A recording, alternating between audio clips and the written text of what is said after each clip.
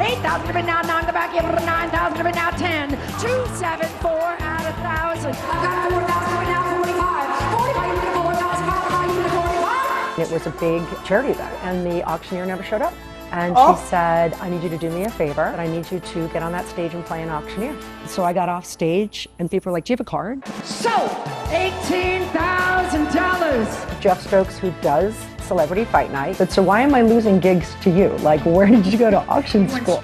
I said, there's an auction school? I got 8,000 right there for now, 85. All successful people go through pitfalls. What would you consider your biggest one that got you here?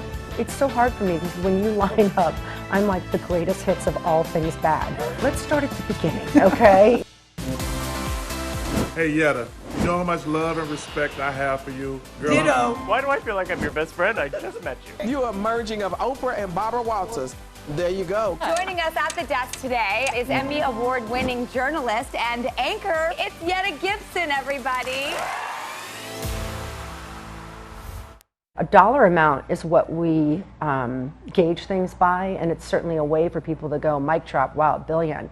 But if I think about the countless people, I mean, that's where I get choked up. That's where I can't ever stop. That's where I feel like I'm just getting started. How many people can we help? How many needles can we move in the world?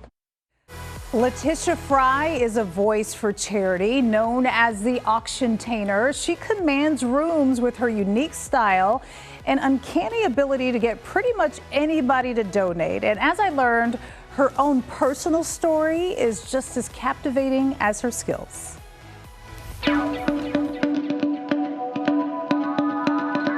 So how did you even get into this world? No, it's divine intervention. It was literally divine intervention. A girl that had gone to USC with me and knew I was a theater major, asked me to MC, and the auctioneer never showed up. And she said, I need you to do me a favor. I need you to get on that stage and play an auctioneer. And you said yes? So I got off stage, and people were like, do you have a card? So you use the voice and everything. You're like, I'll just pretend like I'm one. 5,000, but now 6 in the back, give it a 5, give it a 6,000. 5,000, now 6, 6,000, now 7, 6,000, but now 7,000. And like wildfire, Letitia started getting requests to auctioneer at all types of events. In my former life, when I was married and this was my second child, I thought I knew what my life was about. I married my best friend, I had the boy, the girl, the dogs, the house. Perfect life. So just started kicking around for fun. And then finally, after about a year of kicking around for fun. That's a long time. Yeah, Jeff Stokes, who does Celebrity Fight Night, came into town and we had coffee. And he said, so why am I losing gigs to you? Like, where did you go to auction school? He went straight to the competition and asked, what's totally. up? What did you say? I said, there's an auction school? And he said, you mean you haven't been to auction school? I said, no, I'm just basically mimicking you. That's all I'm doing. So Letitia, already killing it with her natural knack for collecting dollars, enrolled in auction school. It's the most intense 10 days you will ever be a part of in your life. It's like 14-hour days. And you start from the basics, but you have to learn every aspect of the industry. What is the key to being successful at this? Understand people, know how to read people, interact with people, and I believe genuinely like people. How do you gauge a whole room full of people? If you notice when I go to an event, you'll never see me sitting down to eat. You'll never see me at a head table. You'll never see me with a glass of wine, ever. And it allows me to look at your outfit because you're always fabulous. You see me sitting in the back with AV, with the audio-visual guys, and I'm studying body language the whole time. Are they on their phone? Are they listening? Right. So I watch and observe. I never, ever talk to anybody. You are analyzing the vibe of the people. I'm analyzing you from the parking lot. I can tell you when a couple's having a fight. I can tell you when there's a game on and all the guys are secretly on their phone watching a game. It tells me what I'm up against. I went to theater school. I mean, that's what my college degree is in.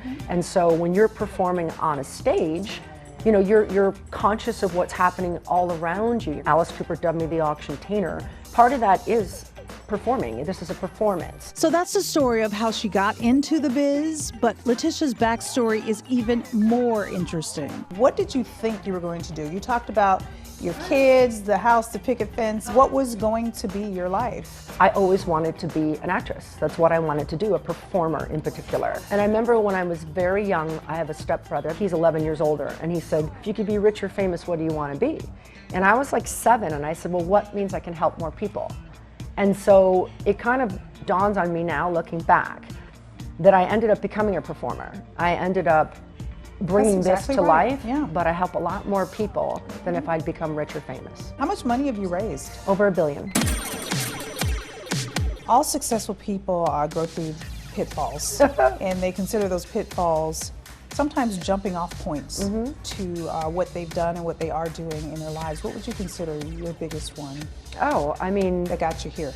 That got me here?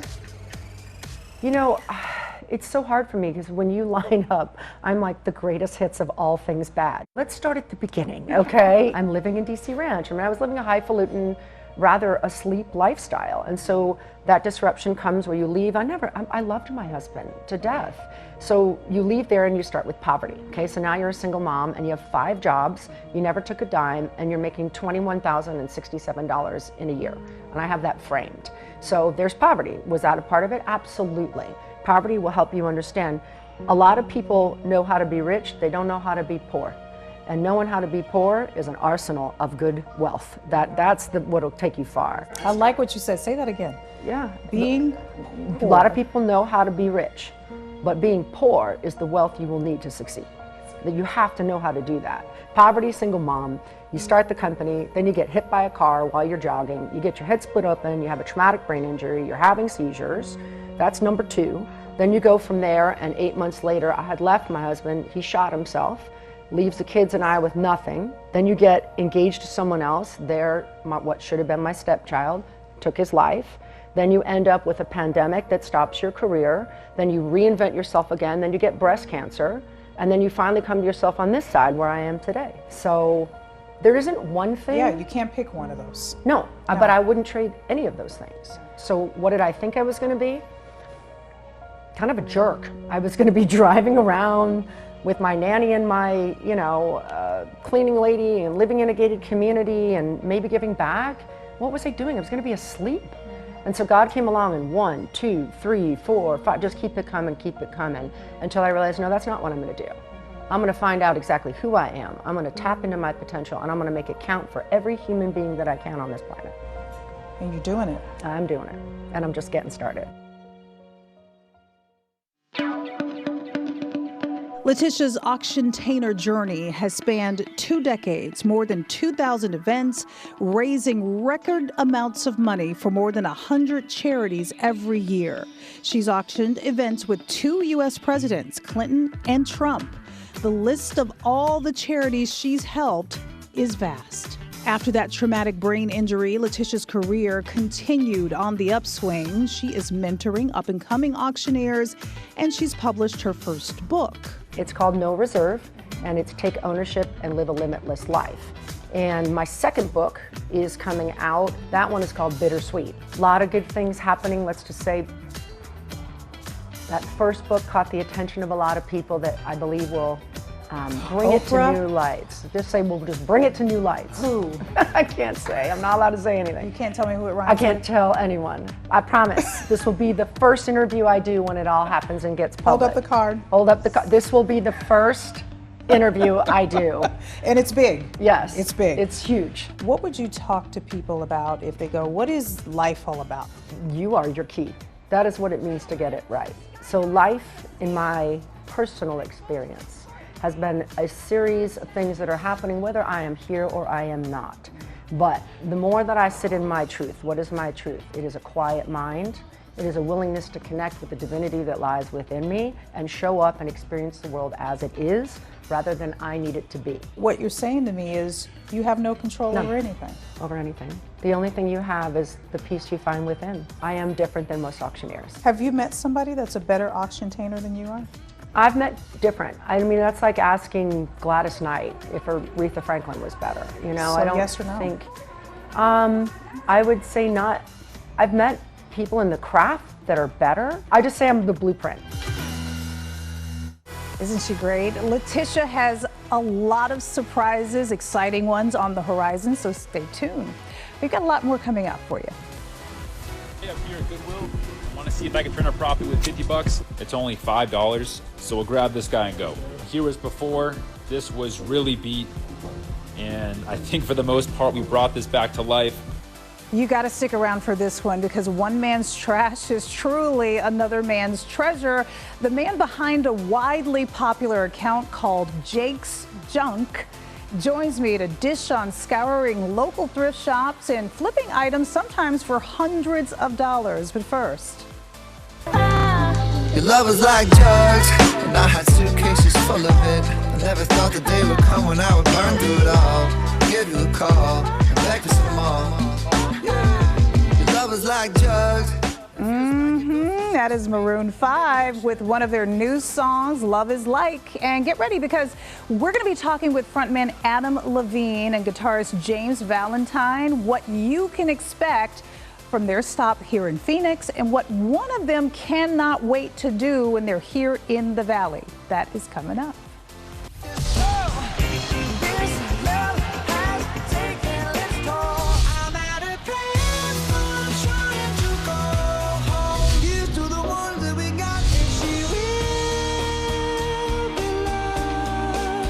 They just keep going and keep going. Hit song after hit song. Maroon 5 has been that band on the charts for decades, and now they're hitting the road again on a brand new tour. The Love Is Like tour is coming to Phoenix October 6th to PHX Arena. But before then, we got a little sneak peek into what you can expect from the big show. And Simone, you were lucky enough to talk to them before they get here, before the concert. Did you look into Adam's eyes? I have to say, I'm even more in love with him now than I was before. I've always been a big fan. He is amazing. Yes. How was it talking to him? It was surreal. It was definitely a bucket list interview for me. When our producers asked if I would be interested, I was like, Adam Levine? Yes. They're like, we didn't finish the question, Simone. But they were really cool. They were down to earth, and I learned a lot about them that I didn't know before. Oh, let's see it. Adam Levine and James Valentine of Maroon 5. You guys, I'm so honored to talk with you today. Seriously, Maroon 5 is just one of those bands. You guys have been around for so long and you just keep getting better and better. I have to know, what is the secret to your longevity in this music industry? What's the secret to our longevity? There's a sauce. Absolutely. There's a secret sauce. I don't know. I have no idea. We're just really happy that people still like our music and that we get to go on tour and play for our amazing fans. That's pretty much where we're at. We're just so grateful. I feel like you can feel the energy when you see you guys on stage. You're having fun. You're rocking out. A lot of little kids dream about being a rock star, but you guys actually are rock stars. Do you ever have moments where you have to pinch yourself to be like, I can't believe this is my job? Definitely. Absolutely. Every night, you know, it's a great moment every night when the lights go down. And then we hear the audience go for the first time, and you know that never gets old. And I'm just absolutely addicted to that feeling. So looking forward to out and feeling that every night. Yeah, and trust me, we don't feel like rock stars because my kids really bring me down to earth. They make me feel real a lot of the time, which is good. They keep me in check. That's awesome. On the flip side, you know, after you perform and you have all these screaming fans, when you get back to your hotel when you're on the road, what do you guys do to decompress and kind of just like come back down to reality for a minute? You know, watch little Friends, you know? Yeah, like that kind of helps put me to sleep. You know, like you can always find Friends. You can always find it. I don't care where you are. It's on any place around the world. If you need it, it's there for you. Oh, that's awesome. I just when I bet you don't even turn your TV on. No, I've been, lately my comfort show has been BoJack Horseman again on Netflix. Wow, that's a fun one. See, it's good to have a comfort show. Yeah, you need a comfort show on the road. I love it. You can put on. You watch over and over again. Yeah, and then every once in a while you'll be watching Friends and you'll be like, I can't believe I haven't seen this one. Yeah. So, James, I recently found out that you're a huge pickleball enthusiast. Are we going to see you out on the pickleball courts when you come to Phoenix on October 6th? You know, I'm glad you asked because Phoenix I'm not glad you asked. Adam hates pickleball, first of all. But Phoenix is one of the pickleball hotspots in the country. So I actually do know some pros in the Phoenix Scottsdale area. That I'm gonna hit him out. Yeah, Pesa. I played with him recently. He's an incredible player, so hopefully we're going to get some amazing games going on. Big ups to Pesa. I love it. Okay, we're going to be doing a news story. James Valentine hits the pickleball courts before his big show. You guys are so real. You're so down to earth. You know, so many fans make memories to your songs, and so pumped. What do you think people will take away from coming to the concert on October 6th? Ooh, I mean, we've always just kind of been good at being a live band. Like that's always been our thing. And so I think just kind of simple, straightforward, you know, like a rock and roll show. I think that it's much more of a rock show live than it is on the albums. Kind of wall to wall music and songs that you know and some songs that you haven't heard yet, and just kind of energy. We always just bring like 2,000% of our energy every time. It's just something that we just love to pour our heart and souls into performing live. That's like always been our bread and butter, even since we were like starting off when we were kids. So it's always a very entertaining show that everyone walks away from really happy, and so do we. We're so excited. My last question, I want to know each of your favorite songs to perform live. Well, mine is it's always been "This Love" since the beginning, and it's a really fun one to play. It's very predictable. It's very predictable, but you know, for a reason. Yeah, "She Will Be Loved," also predictable. I love "She Will Be Loved." It's a great crowd moment, and it's like to hear them sing the words back to you is like still the greatest feeling in the world. You guys are the OGs. Best to ever do it. Thank you so much for taking the time to talk with me. I'm so honored and thrilled to speak with you. Oh my gosh, Adam blew me a kiss. I can die happy. We'll see you on October 6th in Phoenix, you guys, and bring your pickleball paddle. Or not. Well, she's still alive. I'm still in shock. That is good. I just got to recap and make sure I wasn't dreaming. He blew you a kiss, right? Adam Levine blew me a kiss. Yes. There's nothing like interviewing a celebrity who is this down to earth, so that had to be refreshing. I was really pleasantly surprised because I was like, these guys are so used to everyone, like drooling all over them, but they were so cool and so normal. So your favorite song of theirs? Ooh, I think it's so I like hard to choose. Payphone. Payphone? Yeah. Are you going to the concert? I would love to. Adam, hey, Adam. call me. Simone, thank you. Here's what's coming up next. All right, so today we're here at Goodwill and want to see what we could buy with 40 bucks. It was like this cement-looking patio table in the back corner. The only issue is it has like these hairline cracks all throughout the tabletop, but I did some research. Looks like it's a birch lane patio table and retails for like $3 grand. So we got to grab it. Look at that.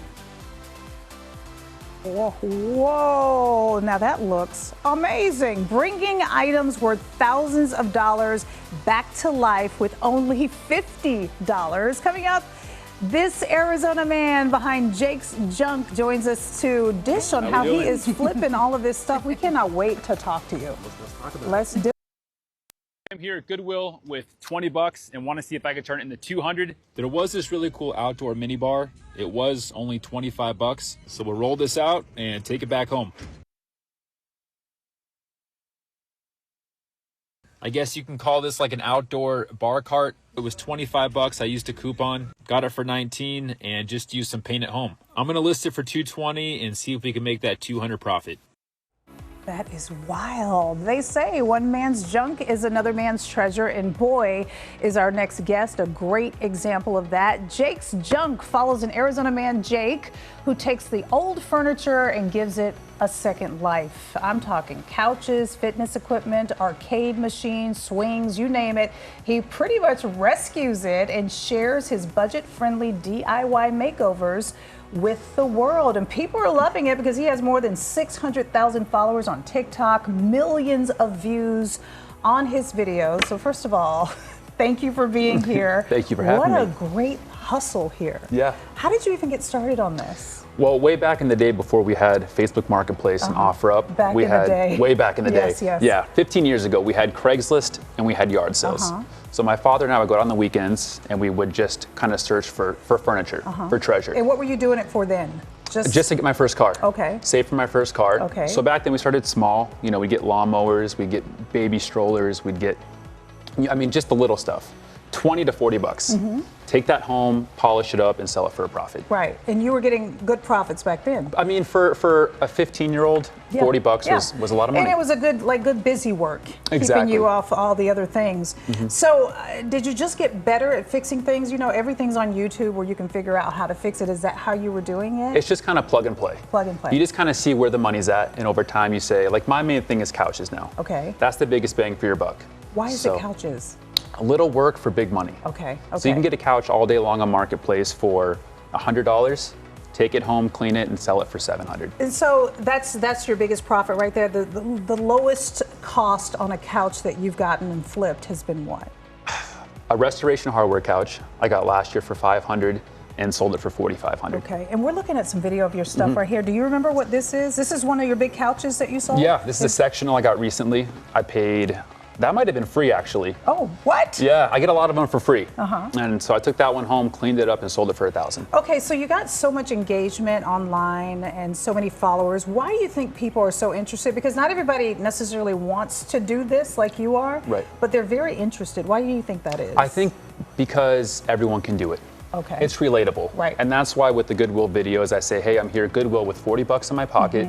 Let's go inside and make a profit. So the same way you started as a 15-year-old kid, is that your advice for people who maybe want to do this as well? Just start small, buy something really cheap? Start small, get out there and do it. You know, it's just like, you can read a book about how to do it, but until you get out there and try it, you're not going to learn. Now, how long does it take for people after you restore it to, you know, bid on it or purchase it or whatever? Usually same day or next day. What? Yeah, just doing this for so long, you kind of know what things are priced at. You don't want to give it away, but you also want to make some profit. You got to find that sweet spot. Yeah, I'm wondering, do you think that showing people how you restore it is helping you with the sales? In a way, when I post on TikTok, I get some buyers from TikTok. Okay. But my main thing is still marketplace. There's thousands of buyers out here in Phoenix. So as soon as I post there, if it has good pictures, just like good that. price, it's gone. Just like that. It's gone. Do you think that these places are going to catch on to it's you and they're like, wait a minute? I'm waiting for that, but Yeah. thankfully there's so many Goodwills in town and there's so much on marketplace that I'm still safe. You're still safe. For now, yeah. You're making a good living. You don't have to go out and get a 9 to 5. This I'm is my real assuming. job. And This is going to be your real job. This is it forever. Wow. Yeah, at least for now. You know, we just bought our first house doing this, so. Yep. Is everything in your house furnished this way? Pretty much. I made a video about it. Everything is secondhand. Jake, you figured it out. I beat the system. You did. Thank you so much. Yeah. What a great thing you got going here. Thank I you. appreciate it. Thank you. Thank you so much for joining me and watching this episode of Arizona's Family Original. You can follow me. You can follow Jake. He's got cool stuff on there. Maybe you'll find a sofa. Both of our handles are down below. We will see you again real soon. Thank you. That was awesome. Yeah, was it? Oh my gosh. Yeah. You just had the clapper. Did you hear that? I know. Usually we have to do it ourselves. We just upgraded. We were doing that. I was going to say, I'm used to doing it myself. Just a very and then short I say, time. someone do that. Okay. Just a short time ago, that's what we're doing. Oh my, wait, my dog just came. You might have to start over. Come over here. Come on, wait, Fozzie Bear. wait. Can we start over? Yes, we can start over. Okay. I was going to say the most ridiculous rumor I can't say out loud. Can you get money from anybody? Yes. Anybody? Anybody. Even someone that doesn't have any.